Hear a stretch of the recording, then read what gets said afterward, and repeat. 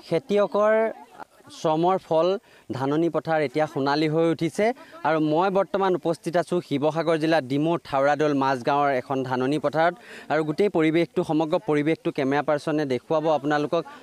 সকলো ধাননি পথাৰত ধান দোৱাত ব্যস্ত হৈ আছে আৰু তাৰ লগে লগে মই গোটেই পৰিৱেশটো দেখাইছোঁ এতিয়া ধানত পথাৰত আচলতে সোণালী ধাননিৰে ভৰপক দিছে গেৰ দিছে সকলো ফালৰ পৰা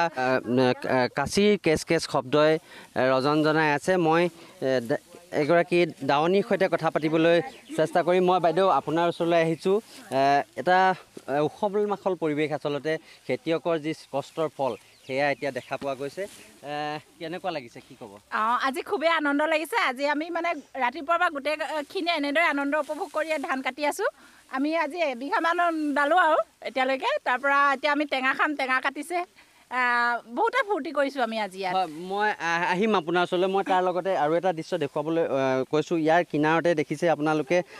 ৰবাব টেঙা পথাৰত আচলতে কলপাতত এনেদৰে ৰবাব টেঙা কাটি থকা হৈছে আৰু কাষত আছে ভোট জলকীয়া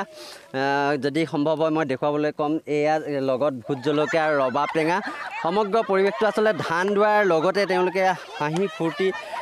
মাজেৰে এনেদৰে গোটেই পৰিৱেশটো ৰজনজনাই আছে আৰু কিছুদিনৰ পাছতে অসমীয়াৰ এটা প্ৰথা আছে যে ন খোৱা পৰম্পৰা আৰম্ভ হ'ব আপোনালোকে মই আৰু এগৰাকী বাইদেউ ওচৰলৈ আহিম আপোনাৰ ওচৰলৈ আহিছোঁ ন খালে নটো খোৱা নাই আৰু খাম আৰু ধান মৰা হৈছে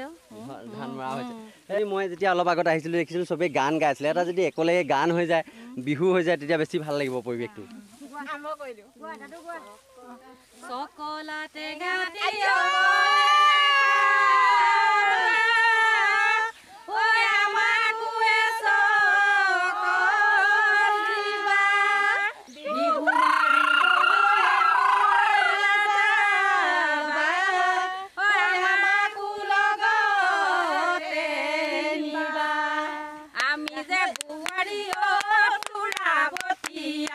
নাচিব নাজানো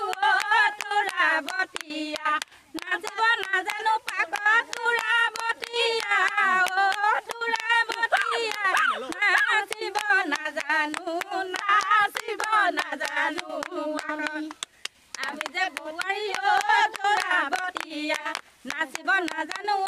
তোৰা বতিয়া নাচিব নাজানো পাগত তোৰা বতিয়া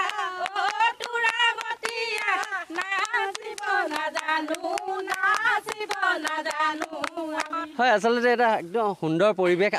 মই আৰু এটা কথা জানিব বিচাৰিম অকল মানে বিহু গোৱা আনন্দই হৈছে নে ধান দোৱাও হৈছে